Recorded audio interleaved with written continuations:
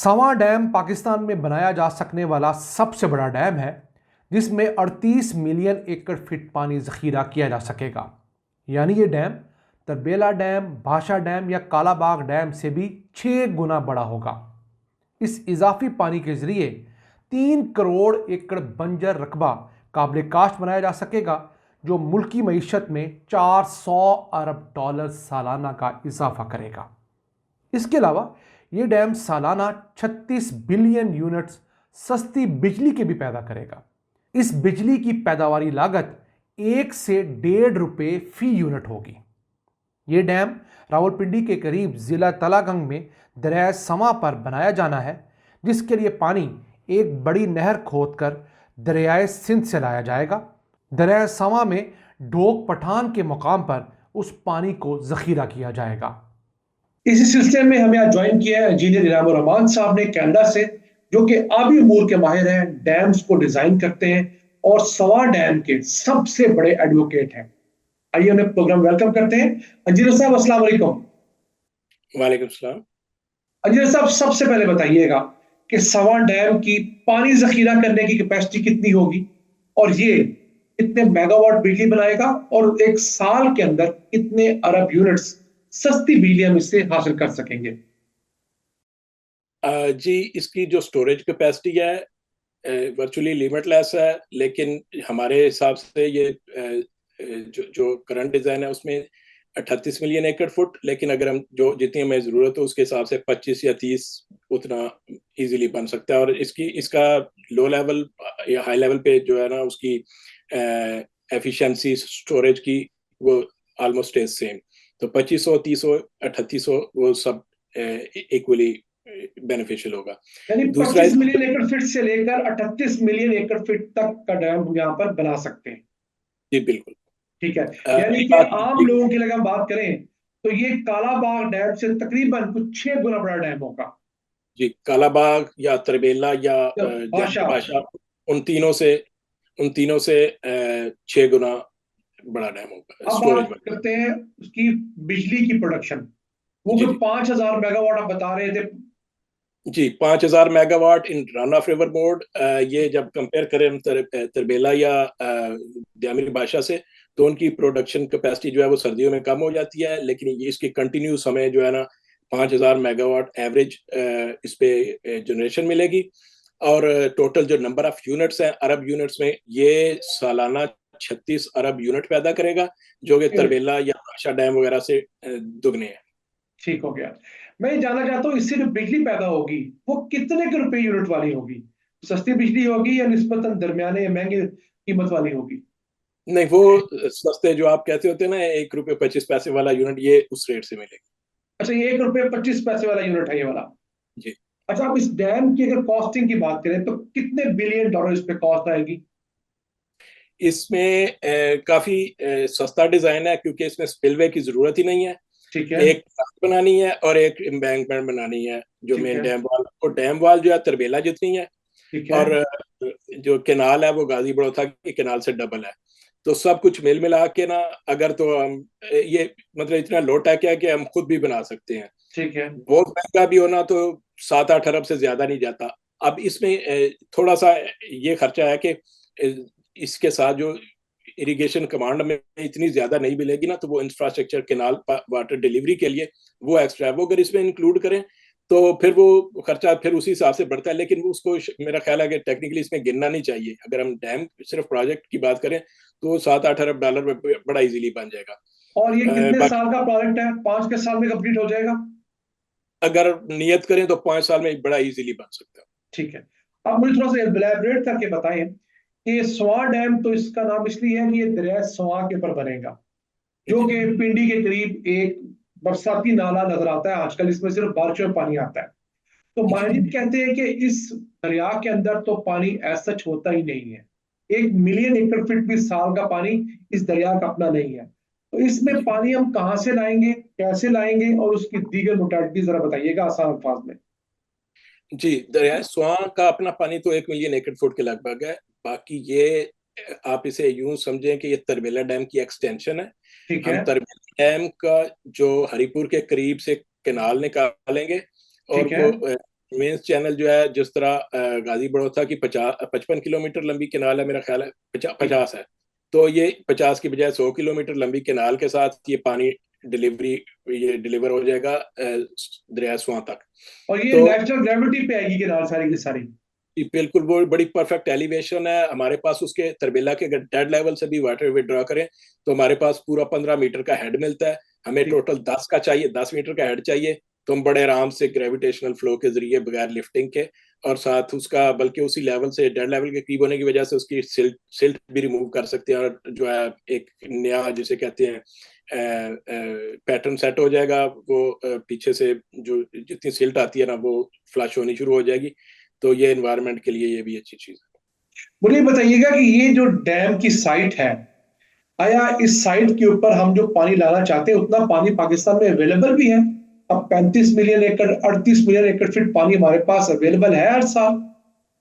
जी exact उसी point पे summer के 100 दिन में तरबेला अपस्ट्रीम फ्लो जो है वो ड्राइएस्ट ईयर्स में भी जो होता है ना वो तकरीबन 35 मिलियन एकड़ फुट के करीब है, और वेट ईयर्स में वो 50 से ज्यादा बल्कि 64 मिलियन एकड़ फुट तक भी चला जाता है।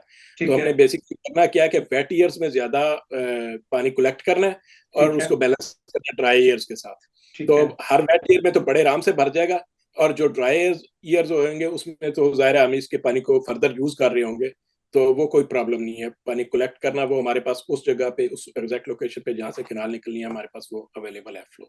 ठीक है, मुझे बताइएगा कि इस डैम की वजह से आया सिंध में पानी की कमी होगी या बलूचिस्तान में पानी की शॉर्टेज रिकॉर्ड की जाएगी या नहीं? इस डैम की वजह से सिंध के पानी में कमी इस तरह नहीं होगी कि वहां पे अभी फ्लड आता है ना, तो फ्लड सीजन, हर फ्लड सीजन में सारे दरिया स्वेल करते हैं, तो वो जो पानी होता है वो 2-3 हफ्तों में गुजर के और समुद्र में चला जाता है। उसकी बजाय उन्हें जो बाकी जो साल में 300-310 दिन होते हैं वहां पे नीचे फ्लो होता ही नहीं है। तो बाय डिजाइन हम ये कह रहे हैं कि डेडिकेटेड स्टोरेज इस स्वां की तकरीबन हम 15% भी डेडिकेट कर देंगे ना, तो उससे 15,000 क्यूसेक पूरा साल के 365 दिन सिंध में पानी की क्वालिटी भी बेहतर हो जाएगी और समुद्र तक पानी जाएगा जितना हम वहां पे लेके जाना चाहते हैं। ये जो एनवायरमेंटलिस्ट ने जो फिगर दिया हुआ है उतना पानी अवेलेबल होगा पूरा साल। अच्छा, अब जो पानी कंजर्व होगा ना उसमें भी सिंध का हिस्सा होगा, वो मेरा ख्याल है 38-40% इस तरह फिगर है। तो वो पानी उनको एक्स्ट्रा मिलेगा। तो ये पानी जब स्टोर एक दफा होगा तो फिर चारों सूबों को उनके शेयर के मुताबिक वो शेयर अगर जो अभी सेटल्ड है उसके हिसाब से होगा तो वो हर सूबे को इजाफी पानी मिलेगा। बलूचिस्तान और KPK का भी पानी जो है वो उनके मेरे ख्याल है कुछ 12% है, कुछ 8% है इस तरह। तो वो क्या है कि उनका इंफ्रास्ट्रक्चर तो पहले बना हुआ है कैनाल्स का, लेकिन वाटर अवेलेबिलिटी का मसला है ना, और जो वो पानी है उनका उनके सूबों में पहुंचेगा। लेकिन उससे बड़ी बात यह है कि दोनों बलूचिस्तान और सिंध और बल्कि KPK इन तीनों में डैम की एलिवेशन की वजह से, क्योंकि इस डैम की जो लोएस्ट एलिवेशन भी है ना वो कालाबाग डैम से तकरीबन 70 मीटर ऊंची है। तो उस वजह से हमें पानी जो है वो 220-25 मीटर की बजाय 320-330 मीटर की एलिवेशन पे आपको कैनाल राइट लेफ्ट दोनों बैंक पे कमांड बढ़ जाएगी।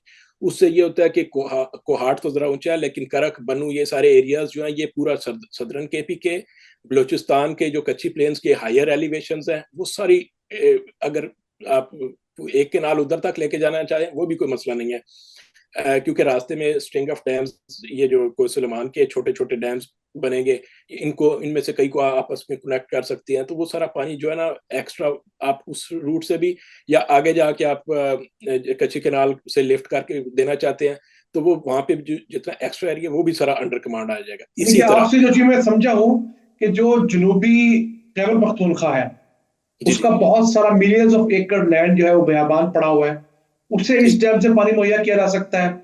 इसी तरह जो कच्ची प्लेन का कोई तकरीबन 60 लाख एकड़ रकबा है जिसे अगर सिर्फ बराबर करके पानी दे दिया जाए तो वो जरखेज हो सकती है, उसको भी इसी डैम से पानी मुहैया कर सकते हैं। बिल्कुल, वो शेयर सिंध का शेयर भी इस तरह बढ़ेगा कि जब आपके पास पानी का जखीरा ज्यादा होगा, आपके पास टैंकी में पानी ज्यादा महफूज होगा, तो आप उसका ज्यादा अर्सा इस्तेमाल कर सकेंगे। आजकल तो प्रॉब्लम ये है ना कि जब हमारे पास जो जून जुलाई के महीने होते हैं, जब बारिश ज्यादा होती है, मानसून होता है, तो बहुत ज्यादा पानी आता है, हम उसको सेव नहीं कर पाते और उसकी अक्सरियत समंदर में चली जाती है, फिर सारा साल हम पानी का इंतजार करते रहते हैं।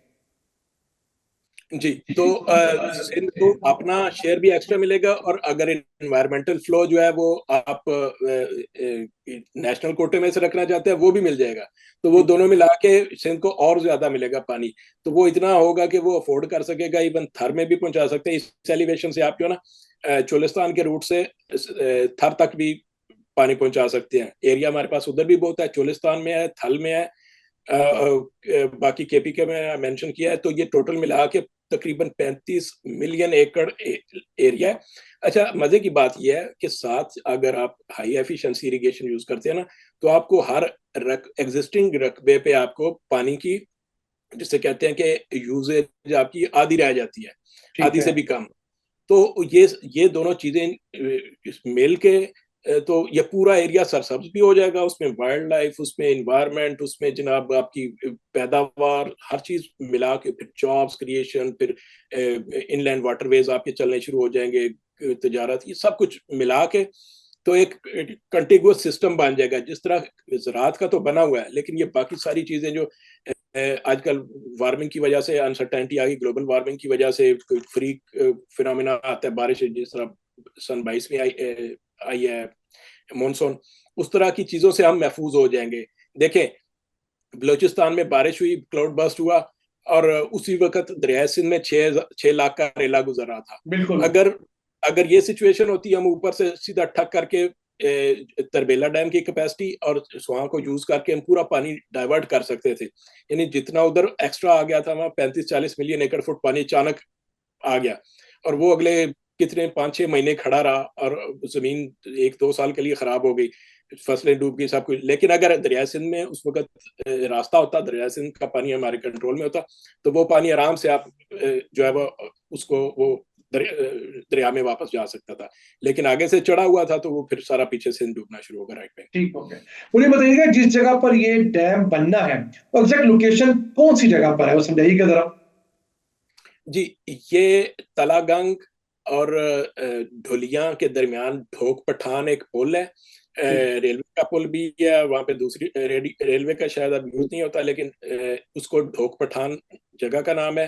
डैम का पुराना नाम ढोक पठान डैम था, तो मैंने इसको चेंज करके स्वान डैम इसलिए किया कि ताकि लोग उससे कंफ्यूज ना करें, क्योंकि उसको डाउनग्रेड करके तो वो केनाल एलिमिनेट कर दी थी। उस वजह से वो डैम जो था ना, वो और छोटा करके एक का कर दिया। हालांकि ये साइट जो है, ये अगर आप इस पे स्टोर करना चाहें तो बहुत ज्यादा पानी स्टोर हो सकता है। हम 30-35 की बात करते हैं, इतना ही काफी है।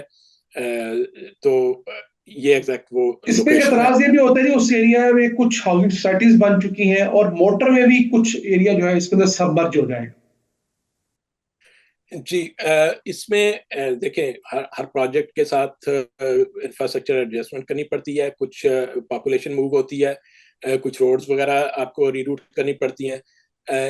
रोड्स के मामले में तो ये है कि जो मोटरवे है वो उसी जगह पे एलिवेटेड काजवे बन सकती है, जो कि सीनिक भी लगती है, लोगों के लिए पिकनिक पॉइंट बन जाता है, उसके अंदर साथ थोड़े से प्लेटफॉर्म लोगों के उतरने के लिए बन जाए। लेकिन जो हाउसिंग सोसाइटी हैं उसमें जितनी लीगल हैं, उनको तो अब पता करना चाहिए कि एनओसी कैसे मिला डैम, क्योंकि ये तो 1960 से डैम की साइट एलोकेटेड थी, पता था। तो वो उसमें से जितनी लीगल हैं उनको फिर ज़ाहिर मूव करने के लिए कंपनसेट करना पड़ेगा। लेकिन ये प्रोजेक्ट की अपनी पोटेंशियल इतनी ज़्यादा है कि आपकी हफ्तों की कमाई से वो सारा इंफ्रास्ट्रक्चर एडजस्टमेंट जस्टिफाई हो जाएगी। क्योंकि अगर आप फिगर यूज करें ना, जो प्रोडक्टिविटी का टोटल फिगर है, तो ये इसकी जो रिटर्न ऑन इन्वेस्टमेंट है वो तो कुछ हफ्ते में बनती है। और इसके इसकी एनुअल बेनिफिट्स किसी ने काउंट किए कि ये सालाना कितना बेनिफिट देगा पाकिस्तान को? जी, उसके लिए मैंने फिगर काउंट किए थे। सिर्फ गंदम और कपास आप इसके पानी से उगाए ना, तो आप साल में जो थ्योरेटिकल मैक्स है वो $400 अरब बनता है। लेकिन उतना ज्यादा जितनी यील्ड चाइना वाले लेते हैं या ऑस्ट्रेलिया वाले लेते हैं, अगर हम उनका 40% भी लगा लेना तो ये $100 अरब से ज्यादा ही बनता है। 120-125 अरब डॉलर का फिगर है। तो ये फिगर इतना माइंड बॉगलिंग है कि लोगों को यकीन करना मुश्किल होता है, समझाना मुश्किल होता है। लेकिन आप देखें तो दुनिया में 2-2 मरले के मुल्कों की जीडीपीज जो है ना, वो अगर अपने रिसोर्सेज को ठीक तरीके से इस्तेमाल करें तो हमसे बहुत ज्यादा है। तो ऐसा ही हम है। भी यही कह रहे हैं कि हम अपने रिसोर्सेज को तरीके से इस्तेमाल करें तो हमारी जॉब भी क्रिएट होंगी, हमारी इकॉनमी भी बूम होगी। अभी फिगर जो 120-25 अरब डॉलर की फिगर है, वो सिर्फ मैं कपास के फिगर से बात कर रहा हूँ, कपास और उससे रिलेटेड इंडस्ट्री। गंदम में हम जो है वो जाहिर है एक ही लैंड, सर्दियों में अगर गर्मियों में अगर कपास लगी है, सर्दियों में तो खाली होगी ना, वहां पे गंदम होगी। गंदम की अगर हम नॉर्मल सऊदी अरेबिया जितनी भी यील्ड कर लेना, तो हमारा जो टोटल प्रोडक्शन है वो अमेरिका से ज्यादा हो जाती है। तो हमारी फूड सिक्योरिटी और हमारी हार्ड कैश जो हमें पेट्रोल के लिए चाहिए, दरामदात के लिए चाहिए, तो वो हमारी बहुत बढ़ सकती है। सिर्फ हम जो है अपनी वाटर मैनेजमेंट में आता है ना, पानी, बिजली, खाद, इन तीनों चीजों को ठीक है। खाद, बेसिक खाद और बिजली तकरीबन मतलब दे आर इंटरकनेक्टेड। तो ये सब कुछ मिलके दो तरीके से पाकिस्तान को ठीक कर सकते हैं। एक तो ये है कि ये तीनों शोबे, इंडस्ट्री चलनी शुरू हो जाएगी, हर चीज चलना। और दूसरा, आपकी जो करेंसी है उसको आइडियली तो जितनी इंडिया की करेंसी वैल्यू उसके तकरीबन 2-4% ऊपर नीचे होना चाहिए, लेकिन इस वक्त हम 1/3 पे पहुंचे हुए हैं। तो वो जब करेंसी आपकी बैठे बैठे 3 गुना बढ़ जाएगी, उसकी वैल्यू, डॉलर जो है वो 100 से नीचे आ जाएगा। और विद इन ईयर्स अगर मतलब ये फिगर्स आप फॉलो करें तो वो कोई अजीब नहीं कि वो 30-35 रुपए पे आ जाए। तो बताइए कि इसकी फिजिबिलिटी स्टडी पे कोई काम हुआ है या अभी सिर्फ इसके डिजाइन वगैरह तक बने हैं? जी, फिजिबिलिटी स्टडी में पाकिस्तान में माहिरीन से बात हुई है, वो कहते हैं 1 साल के अंदर अंदर हम डिटेल डिजाइन भी कर सकते हैं। लेकिन वो उस वक्त काउंट होना शुरू होगा जब इसका किक ऑफ होगा ना, काम शुरू होगा। तो उसके बाद क्या है कि अगर पाकिस्तान से में करते हैं या बाहर से करते हैं, जो स्टडी है वो मैक्सिमम 1 से लेके 2 साल के अंदर अंदर काम हो जाता है। और मैं आई कैन एश्योर कि जो जितना मैं इस पे काम कर चुका हूँ, जितना मैं इसके सब कुछ देख रहा हूँ, हमें सिर्फ सिंपली फिजिबिलिटी स्टडी की भी जरूरत नहीं है। Simply we can jump into detail design phase और वो फौरन करके और कंस्ट्रक्शन शुरू कर। 2 कंपोनेंट्स है टोटल, डैम वॉल है और कैनाल है। दोनों पे साइमल्टेनियसली काम होगा और ये विद इन 5 ईयर कोई भी गवर्नमेंट इसको अपनी एक टर्म के अंदर अंदर खत्म कर सकती है।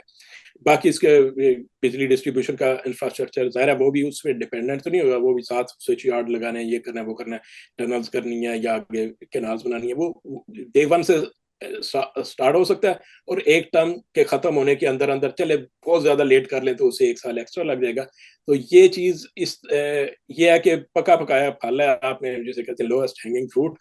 तो अगर आप करना चाहें तो इसमें टाइम का कोई मसला नहीं है। ये 4-5 साल का तो पता भी नहीं चलता। भाषा डैम हमारे साथ इतने टफ ट्रेन में था, वो भी अभी कंप्लीशन के करीब हो रहा है, मतलब उसकी डाइवर्जन हो गई है, वाल बननी शुरू हो गई। तो it will be couple 2-3 years most at most. कौन सा आप कह रहे थे? भाषा डैम की बात कर रहा हूँ ना। ठीक है। मतलब उसका भी टेक्निकली अगर उसके फंडिंग वगैरह का प्रॉब्लम ना हो तो वो तो मतलब अब 2-3 साल के अंदर अंदर ऑनलाइन आ जाएगा। वो तो 2028-29 कह रहे हैं उसका वैसे। हाँ, वो उसमें ज्यादा मैनेजमेंट की और फंडिंग के प्रॉब्लम मेरे ख्याल से उसकी टर्बाइंस का इशू भी आएगा ना उस जगह पर, जो उसका वो पावर हाउस बनना है, उसका टाइम ज्यादा लगेगा अभी। नहीं देखें, वो जैसे कहते हैं कि डैम साइड बन जाएगी, पावर हाउस और बाकी चीजें तो लेट है उसकी। लेकिन वो भी मैनेजमेंट का इशू है कि अगर आपने पता है कि फलान डेट तक ऑनलाइन करना है तो आपने टर्बाइन वगैरह टाइम पे ऑर्डर कर देते हो, सब कुछ टाइम पे लग जाता। तो वो चलिए, बहुत शुक्रिया इंजीनियर साहब, आज हमने बड़ी सेहत हासिल गुफ्तगू की है। हम उम्मीद करते हैं कि हम खुद भी, हमारे नाजरीन भी इसे आसानी डाइजेस्ट कर सकेंगे। इंशाल्लाह किसी नए एपिसोड में कोई अच्छा इंटरेस्टिंग टॉपिक लेकर आपके साथ चलेगी गुफ्तगू होंगे। आज के लिए इजाजत दीजिए, अल्लाह के बाद।